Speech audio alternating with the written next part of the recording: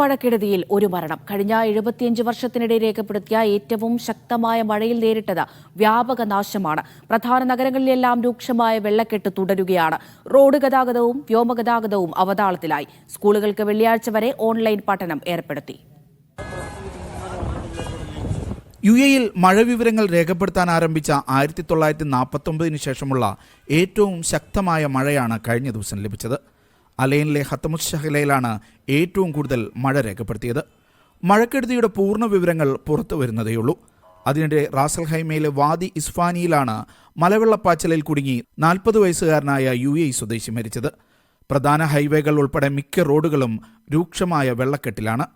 റോഡിലെ വെള്ളം നീക്കം ചെയ്യാനുള്ള പ്രവർത്തനങ്ങൾ ഊർജിതമാണെന്ന് ദുബൈ മുനിസിപ്പാലിറ്റിയും ദുബൈ RTA-യും അറിയിച്ചു. ദുബൈ മെട്രോ ഭാഗികമായി സർവീസ് ആരംഭിച്ചിട്ടുണ്ട്. റെഡ് ലൈനിൽ സെൻട്രൽ പോയിന്റിൽ നിന്ന് ജിജിക്കോ, ബുർജുമാനിൽ നിന്ന് ബിസിനസ് ബേ, ജബലലിയിൽ നിന്ന് എക്സ്പോ 2020 സ്റ്റേഷനുകളിലേക്കും, ഗ്രീൻ ലൈനിൽ ഇത്തിസലാത്ത് മുതൽ അബുഹയിൽ വരെയും, ക്രീക്കിൽ നിന്ന് അൽറാസ് സ്റ്റേഷനിലേക്കുമാണ് സർവീസ് ആരംഭിച്ചത്. ദുബൈ അന്താരാഷ്ട്ര വിമാനത്താവളം സാധാരണ നിലയിലേക്ക് മടങ്ങാൻ ഇനിയും സമയമെടുക്കും. നാളെ അർദ്ധരാത്രി വരെ എമിറേറ്റ്സ് ദുബൈയിൽ നിന്നുള്ള എല്ലാ യാത്രാ നടപടികളും നിർത്തിവച്ചിരിക്കുകയാണ്. വെള്ളക്കെട്ട് കണക്കിലെടുത്ത് അടുത്ത ദിവസങ്ങളിലും വിദ്യാഭ്യാസ സ്ഥാപനങ്ങൾ ഓൺലൈൻ പഠനം തുടരണമെന്നാണ് നിർദ്ദേശം. Media 1 Dubai. യുഎഇയിലെ മഴയും വെള്ളക്കെട്ടും കേരളത്തിൽ നിന്നുള്ള വിമാന സർവീസുകളെയും ബാധിച്ചു. മിക്ക വിമാനങ്ങളും റദ്ദാക്കി. ദുബൈ വിമാനത്താവളത്തിൽ ചെക്ക് ഇൻ വരെ നിർത്തിവച്ചിരിക്കുകയാണ്. വിമാനം മുന്നറിയിപ്പില്ലാതെ റദ്ദാക്കിയത് കൊച്ചിയിൽ യാത്രക്കാരുടെ പ്രതിഷേധത്തിനും കാരണമായി. കേരളത്തിലെ വിമാനത്താവളങ്ങളിൽ നിന്ന് യുഎഇ നഗരങ്ങളിലേക്കുള്ള മിക്ക വിമാന സർവീസുകളും മഴയെ തുടർന്ന് റദ്ദാക്കി. റൺവേയിൽ വെള്ളം കയറി പ്രവർത്തനം അവതാളത്തിലായ ദുബൈ വിമാനത്താവളം ഇനിയും സാധാരണ നിലയിലേക്ക് മടങ്ങിയിട്ടില്ല. ദുബൈയിൽ നിന്ന് ഇന്ന് പുറപ്പെടേണ്ട യാത്രക്കാർ വിമാനത്താവളത്തിലേക്ക് പോലും വരേണ്ടതില്ല എന്നാണ് ദുബൈ എയർപോർട്ട് അറിയിച്ചത്. ചെക്ക് ഇൻ സംവിധാനം പോലും ദുബൈയിൽ നിർത്തിവച്ചിരിക്കുകയാണെന്ന് എമിറേറ്റ്സ് അറിയിച്ചു. അതിനിടെ യാത്ര റദ്ദായതോടെ എമിറേറ്റ്സ് വിമാനത്തിൽ കുറഞ്ഞ നിരക്കിൽ ടിക്കറ്റ് എടുത്ത യാത്രക്കാർ കൊച്ചി വിമാനത്താവളത്തിൽ പ്രതിഷേധിച്ചു. ടിക്കറ്റ് തുക തിരികെ നൽകുകയോ മറ്റൊരു ദിവസം ഇതേ നിരക്കിൽ യാത്ര പുനഃക്രമീകരിക്കുകയോ ചെയ്യണമെന്നായിരുന്നു യാത്രക്കാരുടെ ആവശ്യം. ടിക്കറ്റ് തുക ഉടൻ തിരികെ നൽകാമെന്ന ഉറപ്പിലാണ് പ്രതിഷേധം അവസാനിപ്പിച്ചത്. നാട്ടിലേക്ക് പോകാൻ വെള്ളക്കെട്ട് മറികടന്നും ദുബൈ വിമാനത്താവളത്തിൽ എത്തിയവർക്കും ഇന്ന് നിരാശരായി മടങ്ങേണ്ടി വന്നു. മഴ ശമിച്ചെങ്കിലും യുഎഇ നഗരങ്ങളിൽ അനുഭവപ്പെടുന്ന രൂക്ഷമായ വെള്ളക്കെട്ട് റോഡ് ഗതാഗതവും അവതാളത്തിലാക്കിയിരിക്കുകയാണ്. കൊച്ചി ബ്യൂറോയ്ക്കൊപ്പം മീഡിയ 1 ദുബായ്. ഷിനോജ് ഷംസുദ്ദീനുണ്ട് വിശദമായ വിവരങ്ങൾ നൽകാൻ. ഷിനോജ, ഈ വെള്ളക്കെട്ട് പരിഹരിക്കുന്നതിനുള്ള നടപടികളൊക്കെ തുടങ്ങിയിട്ടുണ്ടോ? മഴയ്ക്ക് ശമനം വന്നിട്ടുണ്ട് എന്നാണ് മനസ്സിലാക്കുന്നത്. അപ്പോൾ ഈ വിമാന സർവീസുകൾ, വ്യോമ സർവീസുകൾ ഉൾപ്പെടെയുള്ളവ എപ്പോഴായിരിക്കും പുനഃസ്ഥാപിക്കുക?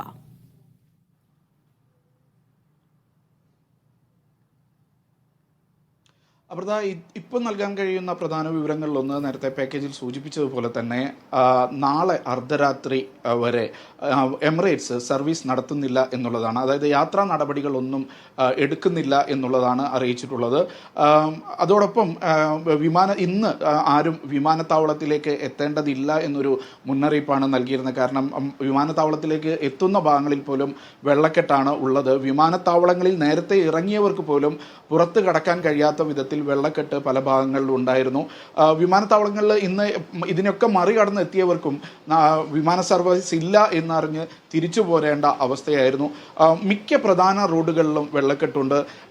ദുബൈ DXB വിമാനത്താവളത്തിൽ മാത്രമല്ല DWC എന്നറിയപ്പെടുന്ന ജബൽ അലിയിലെ മക്തൂം വിമാനത്താവളത്തിൽ ഇറങ്ങിയവർക്കും പുറത്തിറങ്ങാൻ കഴിയാതെ ഏറെ നേരം വലയേണ്ടി വന്നു. ഇപ്പോൾ ഈ വെള്ളക്കെട്ട് പരിഹരിക്കാനുള്ള ശ്രമങ്ങൾക്കാണ് മുൻഗണന നൽകിയിരിക്കുന്നത് എന്നാണ് മുനിസിപ്പാലിറ്റികളും അതേപോലെ തന്നെ അധികൃതരും പറയുന്നത്. അതിനുള്ള ശ്രമങ്ങൾ നടക്കുന്നുണ്ട്. പല ഭാഗങ്ങളിലും പമ്പ് വെച്ച് ഈ വെള്ളം പുറത്തേക്ക് അടിച്ചു കളയുകയാണ്. അത് ഒരു അടുത്ത 2 ദിവസം എങ്കിലും എടുക്കും. ഇത് പൂർണ്ണമായും പഴയ രൂപത്തിലേക്ക് എത്താൻ ഒരു 2 ദിവസമെങ്കിലും എടുക്കും എന്നാണ് പറയുന്നത്. അതേപോലെ തന്നെ ഈ ദുബൈ വിമാനത്താവളത്തിലെ റൺവേയിലെ വെള്ളക്കെട്ട് പരിഹരിക്കുന്നതിനും ഏതാണ്ട് അത്ര തന്നെ സമയമെടുക്കുന്നുള്ള ഒരു സൂചനയാണ് ലഭിക്കുന്നത്. അതുകൊണ്ടാണ് നാളെ അർദ്ധരാത്രി വരെ എമിറേറ്റ്സ് ഈ ചെക്ക് ഇൻ നടപടികൾ അതേപോലെ തന്നെ യാത്രാ നടപടികളും നിർത്തിവെച്ചിരിക്കുന്നത്. ഇന്ന് ദുബൈയിലേക്ക് വന്ന 20-ലേറെ വിമാനങ്ങൾ അബുദാബി വിമാനത്താവളത്തിലേക്കും മറ്റും തിരിച്ചുവിട്ടതായിട്ട് അബുദാബി വിമാനത്താവളം സ്ഥിരീകരിച്ചിട്ടുണ്ട്. അതേപോലെ തന്നെ സമീപ പ്രദേശത്തെ പല വിമാനത്താവളങ്ങളിലേക്കും വിമാനങ്ങളെ തിരിച്ചുവിട്ടുകൊണ്ടാണ് ഇപ്പോൾ ഓപ്പറേഷൻ നടക്കുന്നത്. ഈ പ്രോസസ്സ് അടുത്ത ദിവസങ്ങളിൽ, അടുത്ത അർദ്ധരാത്രി വരെ തുടരും എന്നാണ് ഇപ്പോൾ അധികൃതർ പറയുന്നത്. മഴ ശമിച്ചിട്ടുണ്ട്. അല്പം മുമ്പ് UAE ആഭ്യന്തര മന്ത്രാലയം മഴയുമായി ബന്ധപ്പെട്ട മുന്നറിയിപ്പുകൾ പിൻവലിച്ചിട്ടുണ്ട്. ഇനി രക്ഷാപ്രവർത്തനങ്ങളുടെ സമയമാണ് എന്നുള്ളതാണ് അറിയിച്ചിട്ടുള്ളത്. വ്യാപകമായ കൃഷിനാശമടക്കം പലയിടത്തു നിന്നും റിപ്പോർട്ട് ചെയ്യുന്നുണ്ട്. ഒരു മരണമാണ് ഇതുവരെ ഔദ്യോഗികമായി റിപ്പോർട്ട് ചെയ്തിട്ടുള്ളത്. മറ്റ് ആളപായങ്ങളൊന്നും ഇതുവരെ റിപ്പോർട്ട് ചെയ്തിട്ടില്ല. നേരത്തെ ഇത്തരം മഴയുണ്ടാകുമെന്നും ശക്തമായ മലവെള്ളപ്പാച്ചിൽ ഉണ്ടാകുമെന്നും മുന്നറിയിപ്പ് ഉള്ളത് കൊണ്ട് തന്നെ ആളപായം കുറയ്ക്കാൻ കഴിഞ്ഞു എന്നാണ് വിലയിരുത്തുന്നത്. അമൃത. ഷിനോജ്, അതുപോലെ സർക്കാർ വിദ്യാഭ്യാസ സ്ഥാപനങ്ങളുടെ പ്രവർത്തനങ്ങളൊക്കെ ഏത് രീതിയിലായിരിക്കും?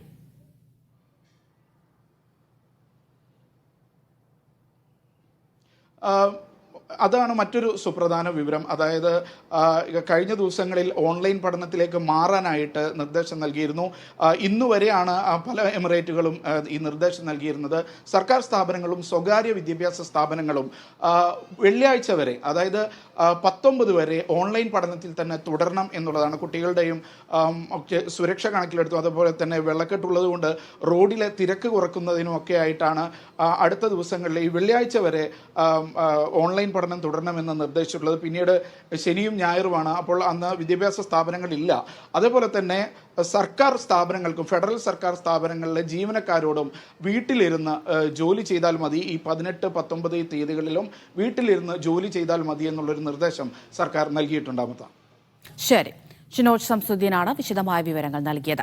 മസ്കത്ത് അടക്കമുള്ള ഒമാനിലെ മിക്ക ഗവർണറേറ്റുകളിലും ചൊവ്വാഴ്ച രാത്രി കനത്ത മഴയാണ് ലഭിച്ചത്. തുടർച്ചയായി പെയ്ത മഴയ്ക്ക് ബുധനാഴ്ചയോടെ ശമനമുണ്ടായി. മഴക്കെടുതിയിൽ ഒമാനിൽ മരിച്ചവരുടെ എണ്ണം 20 ആയി. ഒമാനിലെ വിവിധ ഗവർണറേറ്റുകളിലായി 18 ദുരിതാശ്വാസ കേന്ദ്രങ്ങൾ തുറന്നിട്ടുണ്ട്. സ്വദേശികളും വിദേശികളും ഉൾപ്പെടെ ആയിരക്കണക്കിന് ആളുകളാണ് ഇവിടങ്ങളിൽ കഴിയുന്നത്. റോഡുകളിലേക്ക് വീണ വലിയ പാറക്കെട്ടുകളും മണ്ണും വിവിധ മുനിസിപ്പാലിറ്റിയുടെ നേതൃത്വത്തിൽ നീക്കിക്കൊണ്ടിരിക്കുകയാണ്. വാതി കുത്തിയൊലിച്ച് സുഹാർ, ബുറൈമി തുടങ്ങി വിവിധ സ്ഥലങ്ങളിൽ റോഡുകൾ തകർന്നിട്ടുണ്ട്. 90 രക്ഷാപ്രവർത്തനങ്ങൾ ഇതുവരെ നടന്നതായി റോയൽ ഒമാൻ പോലീസ് മീഡിയ വിഭാഗം ഉദ്യോഗസ്ഥൻ പറഞ്ഞു. ആരോഗ്യ അടിയന്തര സാഹചര്യങ്ങൾ നേരിടാൻ ആശുപത്രികളും സജ്ജമാണ്. റോയൽ ഒമാൻ പോലീസും ഒമാൻ റോയൽ എയർഫോഴ്സും ചേർന്ന് 7 രോഗികളെ എയർലിഫ്റ്റ് ചെയ്തു. സഹം വിലായത്തിൽ വാദിയിൽ അകപ്പെട്ട് കാണാതായ ഏഷ്യൻ പൗരത്വമുള്ള പെൺകുട്ടിയുടെ മൃതദേഹം കണ്ടെത്തി. വ്യാഴാഴ്ച അൽവുസ്ത, ദൊഫാർ സ്ഥലങ്ങളിൽ ഒറ്റപ്പെട്ട മഴയുണ്ടാകുമെന്നാണ് അധികൃതർ നൽകിയിരിക്കുന്ന മുന്നറിയിപ്പ്. Media 1 Muscat. സൗദിയിൽ സ്വകാര്യ മേഖലയിലെ തൊഴിലാളികളുടെ എണ്ണത്തിൽ വീണ്ടും വർധന. 2024 ആദ്യപാദം പൂർത്തിയായപ്പോൾ സ്വകാര്യ മേഖലയിലെ ജീവനക്കാരുടെ എണ്ണം 1,12,00,000 കവിഞ്ഞു. സ്വദേശികളുടെ എണ്ണം 23.5 ലക്ഷം കടന്നതായും റിപ്പോർട്ടുകളുണ്ട്. രാജ്യത്തെ സ്വകാര്യ മേഖലയിൽ തൊഴിലെടുക്കുന്നവരുടെ എണ്ണത്തിൽ വീണ്ടും വർധനവ്. 2024 ആദ്യപാദം പിന്നിടുമ്പോൾ സ്വകാര്യ മേഖലയിലെ മൊത്തം തൊഴിലാളികളുടെ എണ്ണം 1,12,44,197 ഉയർന്നതായി പുതിയ റിപ്പോർട്ട് സൂചിപ്പിക്കുന്നു. സ്വദേശികളുടെ എണ്ണത്തിലും വർധനവുണ്ടായി. മൊത്തം സ്വദേശികളുടെ എണ്ണം 23,68,947 ഉയർന്നു. പുരുഷന്മാരുടെ എണ്ണം 13,93,226 വനിതകളുടെ എണ്ണം 9,75,721 ഉയർന്നു. ബാക്കിയുള്ള 88,75,250 പേർ വിദേശികളാണ്. 28,161 സ്വദേശികളാണ് പുതുതായി ഈ മേഖലയിൽ ജോലിക്കെത്തിയത്. സ്വകാര്യ മേഖലയിൽ ഏർപ്പെടുത്തിയ സ്വദേശിവൽക്കരണവും പ്രത്യേക പരിശീലനങ്ങളും സ്വദേശികളുടെ എണ്ണത്തിൽ ഗണ്യമായ വർധനവിന് ഇടയാക്കി. ഒപ്പം രാജ്യത്ത് തുടക്കം കുറിച്ച വമ്പൻ പ്രൊജക്ടുകളിലേക്ക് വിദേശികളുടെ വരവ് വർദ്ധിച്ചതും തൊഴിലാളികളുടെ എണ്ണം വർദ്ധിക്കാൻ ഇടയാക്കി. Naushad റിക്കൂർ, media 1, Dammam. ഫീസ് കുടിശ്ശിക വരുത്തിയതിന്റെ പേരിൽ സ്കൂളുകൾ വിദ്യാർത്ഥികളുടെ ഫലങ്ങൾ തടഞ്ഞുവെക്കരുതെന്ന് ആവർത്തിച്ച് സൗദി വിദ്യാഭ്യാസ മന്ത്രാലയം. രാജ്യത്തെ സ്വകാര്യ സ്കൂളുകൾക്ക് ഇത് സംബന്ധിച്ച നിർദ്ദേശം നൽകി. ഫലങ്ങൾ തടയുന്നതും സർട്ടിഫിക്കറ്റുകൾ പിടിച്ചുവെക്കുന്നതും നിയമവിരുദ്ധമാണെന്നും മന്ത്രാലയം വ്യക്തമാക്കി. രാജ്യത്തെ സ്വകാര്യ സ്കൂളുകൾക്ക് ഇത് സംബന്ധിച്ച സർക്കുലർ സൗദി വിദ്യാഭ്യാസ മന്ത്രാലയം അയച്ചു. ഫീസ് കുടിശ്ശിക വരുത്തിയതിന്റെ പേരിൽ രാജ്യത്തെ ഒരു സ്കൂളും വിദ്യാർത്ഥികളുടെ ഫലം തടയുകയോ സർട്ടിഫിക്കറ്റുകൾ പിടിച്ചുവെക്കുകയോ ചെയ്യരുതെന്ന് മന്ത്രാലയം നിർദ്ദേശിച്ചു. ഇത്തരത്തിൽ പ്രവർത്തിക്കുന്നതിന് സ്കൂളുകൾക്ക് അവകാശമില്ല. ഇത്തരം കേസുകളുമായി ബന്ധപ്പെട്ട പരാതികൾ സ്വീകരിക്കുന്നതിനും ഡാറ്റാ ശേഖരണത്തിനുമായി നൂർ പ്ലാറ്റ്ഫോമിൽ പ്രത്യേക സംവിധാനം ഏർപ്പെടുത്തിയതായും മന്ത്രാലയം വിശദീകരിച്ചു. മറ്റ് സ്കൂളുകളിലേക്ക് വിദ്യാഭ്യാസം തുടരുന്നതിന് സംവിധാനമൊരുക്കുന്നതിന്റെ ഭാഗമായി കൂടിയാണ് മന്ത്രാലയത്തിന്റെ നടപടി. വിദ്യാർത്ഥിയുടെ രക്ഷിതാവ് ഫീസടക്കുന്നതിൽ വീഴ്ച വരുത്തിയാൽ അത് വിദ്യാർത്ഥിയുടെ വിദ്യാഭ്യാസത്തെ ഒരു നിലക്കും ബാധിക്കാൻ പാടില്ലെന്നും മന്ത്രാലയം വ്യക്തമാക്കി. സ്കൂളും രക്ഷിതാവും തമ്മിലുള്ള തർക്കം പരിഹരിക്കുന്നതിന് രാജ്യത്തെ മറ്റു നിയമവ്യവസ്ഥകളെയും ഉദ്യോഗസ്ഥരെയും സമീപിക്കാവുന്നതാണെന്നും മന്ത്രാലയം കൂട്ടിച്ചേർത്തു. Naushad റിക്കൂർ, media 1, Dammam. സൗദിയിൽ കൊലക്കേസിൽ യുവാവിന്റെ വധശിക്ഷ നടപ്പാക്കി. യുവതിയെ മനഃപൂർവ്വം വാഹനമിടിച്ചു കൊന്ന കേസിൽ സൗദി യുവാവിന്റെ വധശിക്ഷയാണ് നടപ്പാക്കിയത്. മറ്റുള്ളവരുടെ ജീവൻ അപഹരിക്കുന്നതിന് വധശിക്ഷ നടപ്പാക്കുന്നത് സുരക്ഷയുടെ കൂടി ഭാഗമെന്ന് ആഭ്യന്തര മന്ത്രാലയം അറിയിച്ചു. സൗദി തലസ്ഥാനമായ റിയാദിലാണ് സൗദി യുവാവിന്റെ വധശിക്ഷ നടപ്പാക്കിയത്. ബാസിൽ ബിൻ സുഹൈൽ എന്ന യുവാവിന്റെ വധശിക്ഷയാണ് റിയാദിൽ നടപ്പാക്കിയതായി ആഭ്യന്തര മന്ത്രാലയം അറിയിച്ചത്. യുവതിയോടുള്ള വ്യക്തിവൈരാഗ്യത്തിന് അവരെ വാഹനമിടിച്ച് കൊന്നെന്നായിരുന്നു കേസ്. സൗദി യുവതിയായ നുവൈർ ബിൻ നാജിയാണ് കൊല്ലപ്പെട്ടത്. 2 പേരും ഒത്തൈബി ഗോത്രത്തിലുള്ളവരാണ്. വിവിധ തെളിവുകൾ ഹാജരാക്കി കീഴ്ക്കോടതിയും അപ്പീൽ കോടതിയും സുപ്രീം കോടതിയും പ്രതിക്കെതിരെ തെളിവുകൾ നിരത്തിയിരുന്നു. പ്രോസിക്യൂഷനും പ്രതിക്കെതിരെ നിലപാടെടുത്തു. കൊല്ലപ്പെട്ട യുവതിയുടെ കുടുംബം നീതിക്കായി നിന്നതോടെ ഭരണകൂട ഉത്തരവ് പ്രകാരമാണ് വധശിക്ഷ നടപ്പാക്കിയത്.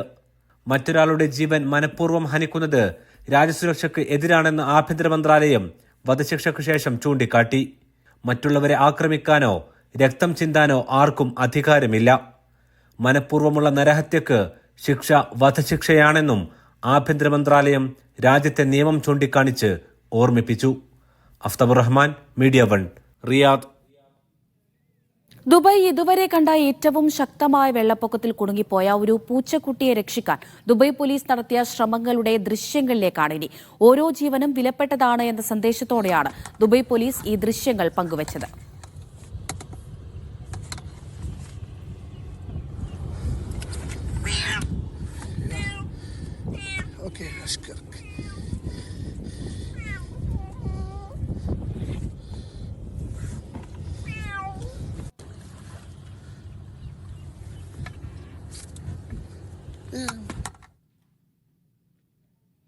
ഖത്തറിൽ ഇലക്ട്രോണിക് പേയ്മെന്റ് സൌകര്യമില്ലാത്ത സ്ഥാപനങ്ങൾക്കെതിരെ നടപടിയുണ്ടാകുമെന്ന മുന്നറിയിപ്പുമായി അധികൃതർ.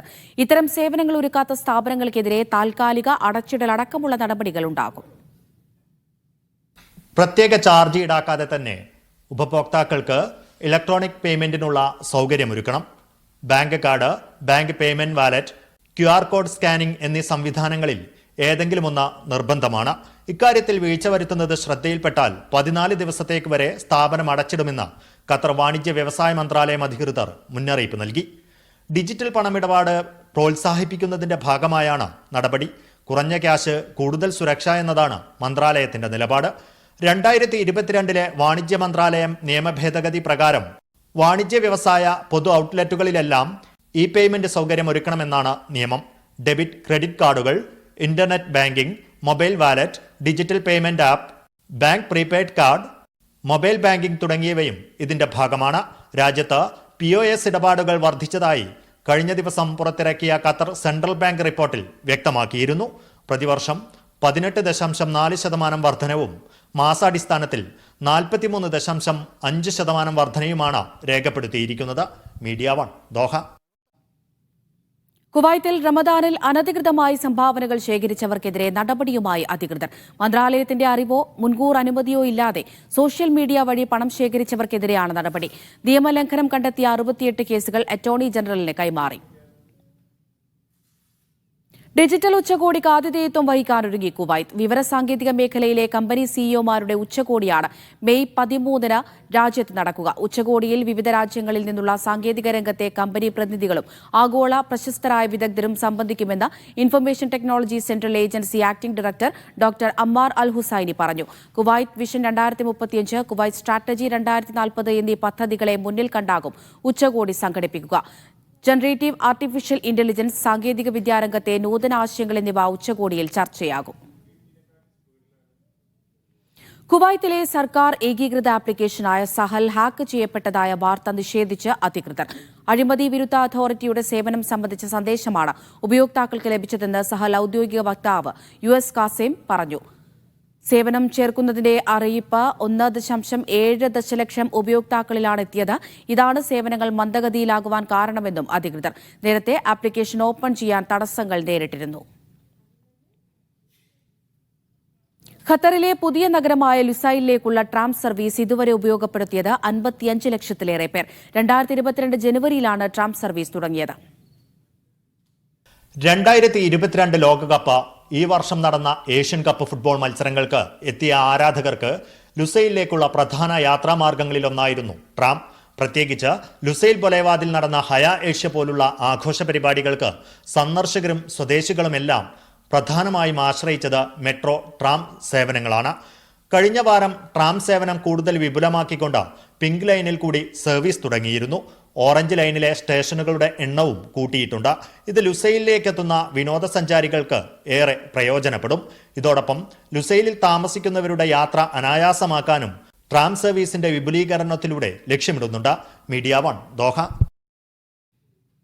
Qatar Emir Sheikh Tamim bin Hamad Al Thani Saudi കിരീടാവകാശിയും പ്രധാനമന്ത്രിയുമായ മുഹമ്മദ് ബിൻ സൽമാനുമായി ഫോണിൽ ചർച്ച നടത്തി. ഇറാൻ ഇസ്രായേൽ സംഘർഷം വ്യാപിക്കുമെന്ന ആശങ്കകൾക്കിടയിലാണ് ചർച്ച. ഇരുപക്ഷവും സംയമനം പാലിക്കണമെന്നും മേഖലയിൽ സമാധാനം ഉറപ്പാക്കാൻ ഗസ വിഷയത്തിൽ ശാശ്വത പരിഹാരം വേണമെന്നും ഇരു നേതാക്കളും ആവശ്യപ്പെട്ടു. കുവൈത്തിലെ Indian ambassador doctor Adarsh Swaika Kuwait ഉപപ്രധാനമന്ത്രിയും പ്രതിരോധ മന്ത്രിയുമായ ഷെയ്ഖ് ഫഹദ് യൂസഫ് അസബാനെ സന്ദർശിച്ചു. കുവൈത്ത് സർക്കാർ ഏർപ്പെടുത്തിയ പ്രവാസി സൌഹൃദ നടപടികൾക്ക് ആദർശ് സ്വൈക ഉപപ്രധാനമന്ത്രിയോട് നന്ദി പറഞ്ഞു. ഇന്ത്യൻ സമൂഹവുമായി ബന്ധപ്പെട്ട വിഷയങ്ങൾ അംബാസഡർ മന്ത്രിയെ അറിയിച്ചു. ഇന്ത്യൻ എംബസിയിലെയും കുവൈത്ത് ആഭ്യന്തര മന്ത്രാലയത്തിലെയും മുതിർന്ന ഉദ്യോഗസ്ഥരും കൂടിക്കാഴ്ചയിൽ പങ്കെടുത്തു. ഇടവേളയ്ക്ക് ശേഷം മടങ്ങിയെത്താം. OICC ദേശീയ കമ്മിറ്റിയുടെ നേതൃത്വത്തിൽ കുവൈത്തിൽ ലോക്സഭാ തെരഞ്ഞെടുപ്പിലെ UDF പ്രചാരണ പ്രവർത്തനങ്ങൾക്ക് തുടക്കമായി. ഓൺലൈനായി നടന്ന convention KPCC vice president VT Balram ഉദ്ഘാടനം ചെയ്തു.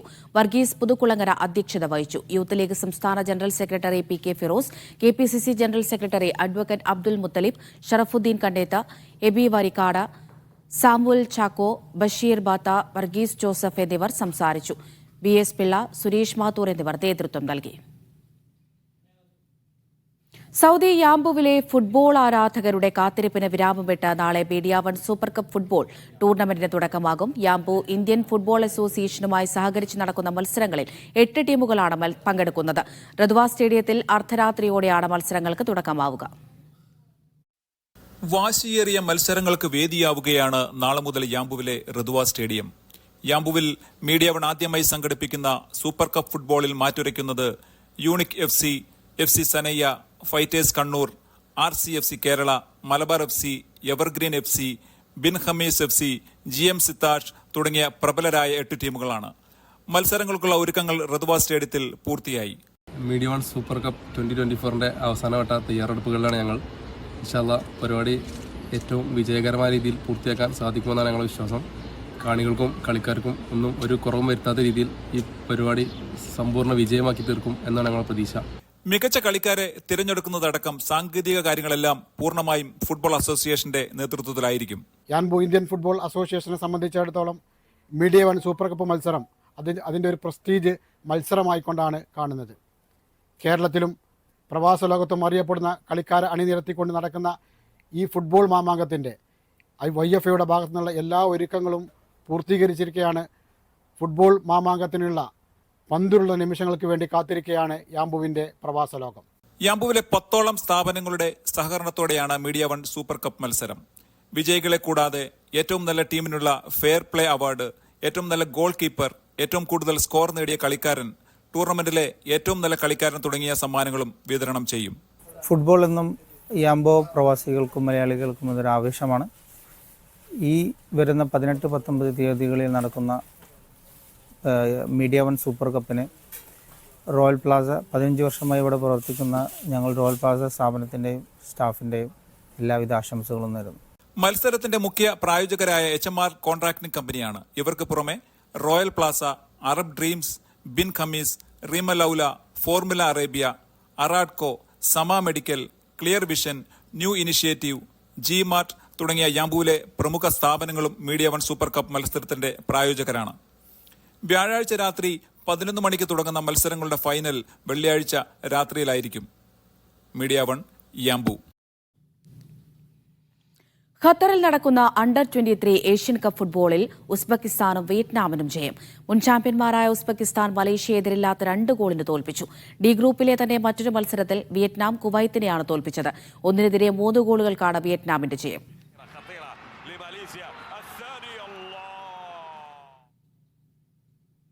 കെഫാക് അന്തർജില്ലാ ഫുട്ബോൾ ടൂർണമെന്റിന് തുടക്കമായി. കുവൈത്തിലെ മിഷ്രിഫ് പബ്ലിക് അതോറിറ്റി യൂത്ത് സ്റ്റേഡിയത്തിൽ നടന്ന മത്സരങ്ങൾ മുസ്തഫ കാരി കിക്ക് ഓഫ് ചെയ്തു. അഖിൽ കാരി, മൻസൂർ കുന്നത്തേരി, മൻസൂർ അലി, കെഫാക് മാനേജ്മെന്റ് കമ്മിറ്റി അംഗങ്ങൾ എന്നിവർ പങ്കെടുത്തു. ലീഗ് മത്സരങ്ങളിൽ KDNA കോഴിക്കോട്, ടിഫാക് തിരുവനന്തപുരം എന്നീ ടീമുകൾ വിജയിച്ചു. Dammam Nihan premier league cricket ടൂർണമെന്റിന്റെ ജേഴ്സി പ്രകാശനവും ട്രോഫി ലോഞ്ചിംഗും സംഘടിപ്പിച്ചു. ഫർഹത്ത് മഹ്മൂദ് പരിപാടി ഉദ്ഘാടനം ചെയ്തു. മാലിക് മക്ബൂൽ, വരുൺ എന്നിവർ പങ്കെടുത്തു. നജീം ബഷീർ, ഷുഹൈബ് പെരിന്തൽമണ്ണ എന്നിവർ നേതൃത്വം നൽകി. കേരളത്തിലെ എല്ലാ ജില്ലകളെയും പ്രതിനിധീകരിച്ച ടീമുകൾ പങ്കെടുക്കുന്ന ടൂർണമെന്റിന് നാളെ തുടക്കമാകും. റാക്കയിലെ ഖൂക്ക, EPCS സ്റ്റേഡിയങ്ങളിലാണ് മത്സരങ്ങൾ. സമസ്ത കേരള ഇസ്ലാം മത വിദ്യാഭ്യാസ ബോർഡിന്റെ കീഴിൽ കുവൈത്തിൽ പ്രവർത്തിക്കുന്ന മദ്രസകളിൽ പ്രവേശനോത്സവം സംഘടിപ്പിക്കുന്നു. ഏപ്രിൽ 19 രാവിലെ 8:30 അബ്ബാസിയ, ദാറുത്തർബിയ മദ്രസ, ഫഹാഹിൽ, താലീമിൽ ഖുറാൻ മദ്രസ, സാൽമിയ, മദ്രസ തുന്നൂർ എന്നിവയാണ് പ്രവേശനോത്സവം സംഘടിപ്പിക്കുന്നത്. നവാഗതർക്ക് സ്നേഹസമ്മാനവും പഠനോപകരണങ്ങളും പരിപാടികളിൽ വിതരണം ചെയ്യും. മദീനയിലെ പ്രവാചകന്റെ പള്ളിയിലെത്തുന്ന വിശ്വാസികൾക്ക് ചായയും കാപ്പിയുമൊക്കെ സമ്മാനിച്ചിരുന്ന ജീവകാരുണ്യ പ്രവർത്തകൻ നിര്യാതനായി. 4 പതിറ്റാണ്ടിലേറെയായി വിശ്വാസികളെ സൽക്കരിച്ചു വരുന്ന അബൂ സബ വാർദ്ധക്യ സഹജമായ അസുഖത്തെ തുടർന്നാണ് മരിച്ചത്.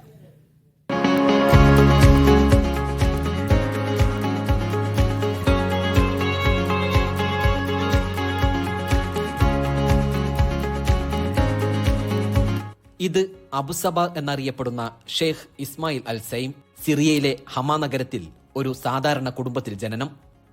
50 വർഷങ്ങൾക്ക് മുമ്പ് മദീനയിലെത്തി സ്ഥിരതാമസം ആരംഭിച്ചു. ജീവകാരുണ്യ പ്രവർത്തനങ്ങളിൽ അതീവ തൽപരൻ. മദീനയിലെ പ്രവാചകന്റെ പള്ളിയിലെത്തുന്ന വിശ്വാസികൾക്ക് ചായയും അറബി ഗഹ്വയും റൊട്ടിയും ഈത്തപ്പഴവുമെല്ലാം സൗജന്യമായി വിതരണം ചെയ്യുന്നതായിരുന്നു ഇദ്ദേഹത്തിന്റെ ഇഷ്ടദിനചര്യ. 42 വർഷത്തോളമായി മുടക്കമില്ലാതെ ഈ അതിഥി സൽക്കാരം തുടർന്നു. പ്രായാധിക്യം മൂലമുള്ള ശാരീരിക അവശതകളൊന്നും വകവെക്കാതെ ദിവസങ്ങൾക്ക് മുമ്പ് പോലും തന്റെ ദിനചര്യയിൽ സജീവമായിരുന്നു അദ്ദേഹം. എന്നാൽ വാർദ്ധക്യ സഹജമായ അസുഖത്തെ തുടർന്ന് ഇന്നലെ അദ്ദേഹം നിര്യാതനായി. 96 വയസ്സായിരുന്നു. സ്വന്തം വീട്ടിൽ നിന്നും ചായയും കാപ്പിയും തയ്യാറാക്കി നിരവധി ഫ്ലാസ്കുകളിൽ നിറച്ചു കൊണ്ടുവരും. മസ്ജിദ് നബവിയുടെ ഓരത്ത് ഒരു മേശയിൽ തട്ടുവെച്ച് ഗ്ലാസുകളിൽ ഒഴിച്ച് നിരത്തിവെക്കും. കൂടാതെ റൊട്ടിയും ഈത്തപ്പഴവും മറ്റു വിഭവങ്ങളും ഉണ്ടാകും. ഗ്ലാസുകളിലേക്ക് സ്വന്തം കൈകൾ കൊണ്ട് തന്നെ പകരുന്നതായിരുന്നു അദ്ദേഹത്തിന് താല്പര്യം. എന്നാൽ വാർദ്ധക്യ സഹജമായ ശാരീരിക അവശതകൾ മൂലം ചിലപ്പോഴൊക്കെ മക്കളും സഹായത്തിനുണ്ടാകും. ചിലപ്പോഴൊക്കെ കുബാ പള്ളിയുടെ പരിസരത്തും കാണാം. ദൈവപ്രീതിയല്ലാതെ മറ്റൊന്നും തനിക്ക് ആവശ്യമില്ലെന്നായിരുന്നു അദ്ദേഹത്തിന്റെ നിലപാട്. 1982 ആരംഭിച്ച തന്റെ അതിഥി സൽക്കാരവും സേവന പ്രവർത്തനങ്ങളും ജീവിതാവസാനം വരെ തുടർന്നു. മദീനയിലെത്തുന്ന വിശ്വാസികളെ സ്നേഹത്തോടെ സൽക്കരിക്കാൻ ഇനി മുതൽ ഷെയ്ഖ് ഇസ്മായിൽ അബുൽ സബ ഉണ്ടാകില്ല. എങ്കിലും ഒരിക്കലും മറക്കാത്ത ഒത്തിരി നല്ല ഓർമ്മകൾ ബാക്കി വെച്ചാണ് അദ്ദേഹം യാത്രയായത്.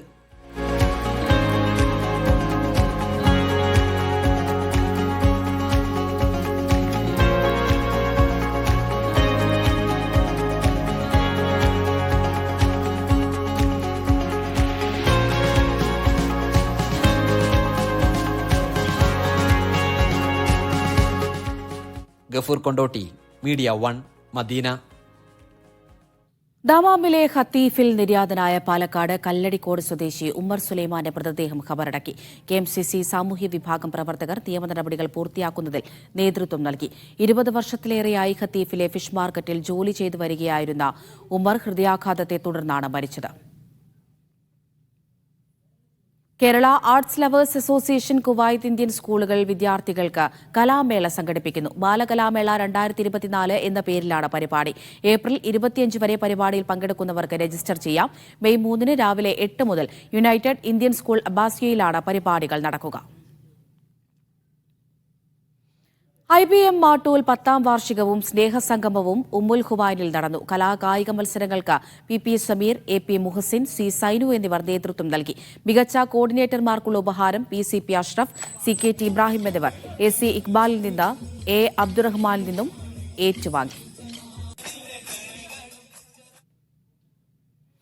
പരുഷ്യമനസ്സിന്റെ ആസക്തി എന്ന വിഷയത്തിൽ ജിദ്ദ കേരള പൗരാവലി സംവാദ സദസ്സ് സംഘടിപ്പിച്ചു. കോമ്പസ് ഫൗണ്ടേഷൻ സ്ഥാപകനും ഗവേഷകനുമായ സലാഹുദ്ദീൻ മുഖ്യപ്രഭാഷണം നടത്തി. സമൂഹത്തെ ഗ്രസിച്ചിരിക്കുന്ന ആസക്തികളും അവയുടെ പ്രശ്നങ്ങളും പരിഹാരങ്ങളുമായിരുന്നു സംവാദ സദസ്സിലെ പ്രധാന ചർച്ച. മനുഷ്യ മനസ്സിന്റെ ആസക്തി, LGBT വിഷയങ്ങളിലെ ചലനാത്മകത എന്ന തലക്കെട്ടിൽ കോമ്പസ് ഫൗണ്ടേഷൻ സ്ഥാപകനും ഗവേഷകനുമായ സലാഹുദ്ദീൻ സംസാരിച്ചു. പ്രത്യക്ഷത്തിൽ സ്വതന്ത്ര ചിന്തയെന്നും വ്യക്തി സ്വാതന്ത്ര്യമെന്നും തോന്നിപ്പിക്കുന്ന പലതും ഏറെ അപകടം നിറഞ്ഞതാണെന്ന് LGBT പോലെയുള്ളവയെ ഉദാഹരിച്ചുകൊണ്ട് അദ്ദേഹം പറഞ്ഞു. കമ്പോള വിപണന സാധ്യതകൾ മനസ്സിലാക്കി ലാഭേച്ഛയോടുകൂടി സാമൂഹിക സാംസ്കാരിക രീതികളെ തകർക്കും വിധമാണ് ഇവ സമൂഹത്തിൽ പ്രചരിച്ചുകൊണ്ടിരിക്കുന്നതെന്നും അദ്ദേഹം പറഞ്ഞു. ഇത്തരം സാമൂഹിക വിപത്തുകളെ നേരിടേണ്ട രീതികളെക്കുറിച്ചും പരിഹാരങ്ങളെക്കുറിച്ചും സദസ്സിൽ ചർച്ച ചെയ്തു. ജിദ്ദയിലെ വിവിധ മേഖലകളിൽ പ്രവർത്തിക്കുന്ന തെരഞ്ഞെടുക്കപ്പെട്ട പ്രതിനിധികളും ചർച്ചയുടെ ഭാഗമായി. അബീർ ഗ്രൂപ്പ് പ്രസിഡന്റ് ആലുങ്ങൽ മുഹമ്മദ് പരിപാടി ഉദ്ഘാടനം ചെയ്തു. ജിദ്ദ കേരള പൗരാവലി ചെയർമാൻ കബീർ കൊണ്ടോട്ടി അധ്യക്ഷനായിരുന്നു. റാഫി ഭീമാപ്പള്ളി, മൻസൂർ വയനാട്, വേണു അന്തിക്കാട് തുടങ്ങിയവർ സംസാരിച്ചു. Media 1 Jeddah. ആഘോഷങ്ങൾ എല്ലാവരുടേതുമാകട്ടെ എന്ന പേരിൽ പെരുന്നാളിനോടനുബന്ധിച്ച് ബഹ്റൈനിലെ സാധാരണക്കാരായ 2000-ഓളം പ്രവാസികൾക്ക് വെൽകെയർ ഈദ് ലഞ്ച് പാക്കറ്റുകൾ എത്തിച്ചു നൽകി. ബഹ്റൈനിൽ പ്രവാസി വെൽഫെയറിന്റെ ജനസേവന വിഭാഗമായ വെൽകെയറിന്റെ ആഭിമുഖ്യത്തിലാണ് ഭക്ഷ്യവിതരണം നടന്നത്. പ്രവാസി welfare president Badaruddin Poovar, general secretary CM Muhammad Ali Malappuram, Majeed Thanal എന്നിവർ നേതൃത്വം നൽകി. കേരള എക്സ്പാറ്റ് ഫുട്ബോൾ അസോസിയേഷൻ സംഘടിപ്പിക്കുന്ന Kerala district league football tournament ഈ മാസം 26-ന് ആരംഭിക്കും. ദുബായ് അൽഹിസൈസിലെ ദുബായ് പീപ്പിൾ ഓഫ് ഡിറ്റർമിനേഷൻ സ്റ്റേഡിയത്തിലാണ് മത്സരങ്ങൾ നടക്കുക. 8 ജില്ലകളെ 2 ഗ്രൂപ്പുകളായി തിരിച്ച് ലീഗ് അടിസ്ഥാനത്തിലാണ് മത്സരങ്ങൾ. ഓരോ ജില്ലയെ പ്രതിനിധീകരിച്ചും അതത് ജില്ലയിലെ പ്രവാസികളായ കളിക്കാർക്ക് പുറമെ I league, Santosh trophy, ISL കളിക്കാരും ലീഗിൽ പങ്കെടുക്കുമെന്ന് സംഘാടകർ അറിയിച്ചു. മെയ് 5-നാണ് ഫൈനൽ. ഗസ യുദ്ധത്തിലെ മധ്യസ്ഥ സ്ഥാനം പുനഃപരിശോധിക്കുമെന്ന് ഖത്തർ. മധ്യസ്ഥത ചില ഇടുങ്ങിയ ചിന്താഗതിക്കാർ ദുരുപയോഗം ചെയ്യുന്നുവെന്ന് ഖത്തർ പ്രധാനമന്ത്രി വ്യക്തമാക്കി. തുർക്കി വിദേശകാര്യമന്ത്രിക്കൊപ്പം മാധ്യമങ്ങളെ കാണുകയായിരുന്നു ഖത്തർ പ്രധാനമന്ത്രി. ഫൈസൽ ഹംസ ദോഹയിൽ നിന്ന് ചെയ്യുന്നുണ്ട്. ഫൈസൽ, എന്താണ് ഇപ്പോൾ ഇങ്ങനെയൊരു കാര്യം ഖത്തർ മുന്നോട്ട് വെക്കാൻ കാരണം? അമൃത, ഗസയിലെ മധ്യസ്ഥ ശ്രമം ഖത്തർ തുടങ്ങിയിട്ടുള്ളത് അവിടുത്തെ ജനങ്ങളുടെ മാനുഷിക പ്രശ്നങ്ങൾ പരിഹരിക്കുന്നതിന് വേണ്ടി മാത്രമാണ്. അവിടെ യുദ്ധം അവസാനിപ്പിക്കുന്നതിന് വേണ്ടിയാണ്, ജനങ്ങളുടെ കെടുതി ഇല്ലാതാക്കാനാണ്. അത് ഗസയിലെ ജനങ്ങളുടെ കാര്യമായാലും ഹമാസിന്റെ കയ്യിലുള്ള ഇസ്രായേലി ബന്ദികളുടെ കാര്യത്തിലായാലും ജനങ്ങളുടെ പ്രശ്നം മുൻനിർത്തി മാത്രമാണ് ഖത്തർ ഈ വിഷയത്തിൽ മധ്യസ്ഥത വഹിക്കുന്നത് എന്നുള്ളതാണ് ഖത്തർ നേരത്തെ മുതൽ പറയുന്ന ഒരു കാര്യം. എന്നാൽ അതിന് വിപരീതമായി നേരത്തെ മുതൽ തന്നെ ഇസ്രായേൽ പ്രധാനമന്ത്രി ബെഞ്ചമിൻ നെതന്യാഹുവും കഴിഞ്ഞ ദിവസം അമേരിക്കൻ സെനറ്റർമാരും ഇക്കാര്യത്തിൽ ഖത്തറിനെതിരെ ചില ആരോപണങ്ങൾ ഉന്നയിച്ചിരുന്നു. അതിലേറ്റവും അവസാനം അമേരിക്കൻ ചില സെനറ്റർമാർ ഉന്നയിച്ച ആരോപണമാണ്. അവരുന്നയിച്ചത് ഖത്തർ രാഷ്ട്രീയ നേട്ടങ്ങൾക്ക് വേണ്ടി ഇത് ഉപയോഗപ്പെടുത്തുന്നു, ഈ മധ്യസ്ഥത ഉപയോഗപ്പെടുത്തുന്നു എന്നുള്ള രീതിയിലായിരുന്നു. ഇക്കാര്യത്തിലാണ് ഖത്തർ ഇപ്പോൾ ഒരു കൃത്യമായ നിലപാട് പറഞ്ഞിരിക്കുന്നത് എന്ന്. അതായത് ഈ വിഷയത്തിൽ ജനങ്ങളുടെ വിഷയം മാത്രമാണ് ഖത്തറിന്റെ മുന്നിലുള്ളത്. എന്നാൽ ഖത്തർ നടത്തുന്ന ഈ സമാധാന ശ്രമങ്ങളെ, ഈ സമവായ ശ്രമങ്ങളെ ഒരു വശത്ത് ഇടുങ്ങിയ ചിന്താഗതിയുള്ള ചില ആളുകൾ അവരുടെ രാഷ്ട്രീയ ആവശ്യങ്ങൾക്ക് വേണ്ടി, രാഷ്ട്രീയ നേട്ടങ്ങൾക്ക് വേണ്ടി ഉപയോഗപ്പെടുത്തുകയാണ്. അതിന് ഖത്തറിന് താല്പര്യമില്ല. അതുകൊണ്ട് തന്നെ മധ്യസ്ഥത വഹിക്കുന്നതിൽ ഖത്തർ പുനഃപരിശോധന നടത്താൻ ആഗ്രഹിക്കുന്നു എന്നുള്ളതാണ് ഖത്തർ പ്രധാനമന്ത്രിയും അതോടൊപ്പം തന്നെ ഖത്തറിന്റെ വിദേശകാര്യമന്ത്രി കൂടിയായിട്ടുള്ള ഷെയ്ഖ് മുഹമ്മദ് ബിൻ അബ്ദുറഹ്മാൻ അൽ താനി പറഞ്ഞിട്ടുള്ളത്. ഇത് അദ്ദേഹം പറഞ്ഞിട്ടുള്ളത് ഇന്ന് തുർക്കി വിദേശകാര്യമന്ത്രി ഇന്ന് ഖത്തറിൽ സന്ദർശനം നടത്തിയിട്ടുണ്ട്. അദ്ദേഹവുമായി തോടൊപ്പം ചേർന്ന് നടത്തിയ ഒരു സംയുക്ത വാർത്താ സമ്മേളനത്തിലാണ്. അതിന് തൊട്ടു മുമ്പ് തന്നെ ഇന്ന് റൊമാനിയൻ പ്രധാനമന്ത്രി ഖത്തറിലെത്തിയിരുന്നു. അവിടെയും അദ്ദേഹം പറഞ്ഞ ചില കാര്യങ്ങളുണ്ട്. ഗസ മധ്യസ്ഥ ശ്രമങ്ങൾ, വെടിനിർത്തൽ അടക്കമുള്ള വിഷയങ്ങൾ ഒരു പ്രതിസന്ധി നേരിടുകയാണ്, അല്ലെങ്കിൽ ഒരു അനിശ്ചിതത്വം എന്നുള്ള രീതിയിൽ നേരിട്ടുകൊണ്ടിരിക്കുകയാണ്. ഇതിലൊരു പുരോഗതി ഉണ്ടാകുന്നില്ല എന്ന് അദ്ദേഹം പറയുന്നുണ്ടായിരുന്നു. ഈ ഒരു പ്രതിസന്ധി പരിഹരിക്കുന്നതിനായി ഖത്തറിന്റെ ഭാഗത്തു നിന്നും പരമാവധി ശ്രമങ്ങൾ ഉണ്ടാകും. പക്ഷേ നിലവിലെ രാഷ്ട്രീയ കാലാവസ്ഥ, മേഖലയിലെ രാഷ്ട്രീയ കാലാവസ്ഥ അതിസങ്കീർണമാണ്. ഇത് ഈ രീതിയിൽ ഗസയിലെ വിഷയം മേഖലയൊന്നാകെ പടരുമെന്ന് ഖത്തർ തുടക്കം മുതൽ തന്നെ മുന്നറിയിപ്പ് നൽകിയിട്ടുള്ളതാണ്. അതിനാൽ തന്നെ ഇപ്പോൾ നിലവിലെ സാഹചര്യത്തിൽ പരിഹാരം കാണണം എന്നുണ്ടെങ്കിൽ അതിന് അന്താരാഷ്ട്ര തലത്തിലുള്ള ഇടപെടൽ ഉടനടി ഉണ്ടാകണം. ഈ പ്രതിസന്ധി പരിഹരിക്കണം. അതിനുള്ള ഏക മാർഗം ഗസയിൽ ഒരു ഫലസ്തീൻ, അതായത് ജെറുസലേം ആസ്ഥാനമാക്കിക്കൊണ്ട് ഒരു ഫലസ്തീൻ സ്വതന്ത്ര രാജ്യം നിലവിൽ വരിക എന്നുള്ളതാണ് എന്ന് ഖത്തർ ആണയിടുന്നുമുണ്ട്. ശരി. ഫൈസൽ ഹംസയാണ് വിവരങ്ങൾ നൽകിയത്. കറൻസി വിനിമയ നിരക്ക്. സൗദി റിയാൽ 22 രൂപ 29 പൈസ, UAE ദിർഹം 22 രൂപ 76 പൈസ, ഖത്തർ റിയാൽ 22 രൂപ 96 പൈസ, ഒമാനി റിയാൽ 217 രൂപ 17 പൈസ, കുവൈറ്റ് ദിനാർ 271 രൂപ 27 പൈസ, ബഹ്റൈൻ ദിനാർ 221 രൂപ 81 പൈസ. വിവിധ ഗൾഫ് നഗരങ്ങളിലെ താപനില പരിശോധിക്കാം. ദുബായ് കുറഞ്ഞ താപനില 20 ഡിഗ്രി സെൽഷ്യസ്, കൂടിയ താപനില 26 ഡിഗ്രി സെൽഷ്യസ്. അബുദാബി കുറഞ്ഞ താപനില 19 ഡിഗ്രി സെൽഷ്യസ്, കൂടിയ താപനില 25 ഡിഗ്രി സെൽഷ്യസ്. റിയാദ് കുറഞ്ഞ താപനില 18 ഡിഗ്രി സെൽഷ്യസ്, കൂടിയ താപനില 28 ഡിഗ്രി സെൽഷ്യസ്. ജിദ്ദ കുറഞ്ഞ താപനില 26 ഡിഗ്രി സെൽഷ്യസ്, കൂടിയ താപനില 36 ഡിഗ്രി സെൽഷ്യസ്. ദമാം കുറഞ്ഞ താപനില 20 ഡിഗ്രി സെൽഷ്യസ്, കൂടിയ താപനില 29 ഡിഗ്രി സെൽഷ്യസ്. ദോഹ കുറഞ്ഞ താപനില 17 ഡിഗ്രി സെൽഷ്യസ്, കൂടിയ താപനില 32 ഡിഗ്രി സെൽഷ്യസ്. മസ്കത്ത് കുറഞ്ഞ താപനില 24 ഡിഗ്രി സെൽഷ്യസ്, കൂടിയ താപനില 28 ഡിഗ്രി സെൽഷ്യസ്. സലാല കുറഞ്ഞ താപനില 27 ഡിഗ്രി സെൽഷ്യസ്, കൂടിയ താപനില 31 ഡിഗ്രി സെൽഷ്യസ്. കുവൈറ്റ് സിറ്റി കുറഞ്ഞ താപനില 21 ഡിഗ്രി സെൽഷ്യസ്, കൂടിയ താപനില 36 ഡിഗ്രി സെൽഷ്യസ്. വനാബ കുറഞ്ഞ താപനില 22 ഡിഗ്രി സെൽഷ്യസ്, കൂടിയ താപനില 33 ഡിഗ്രി സെൽഷ്യസ്.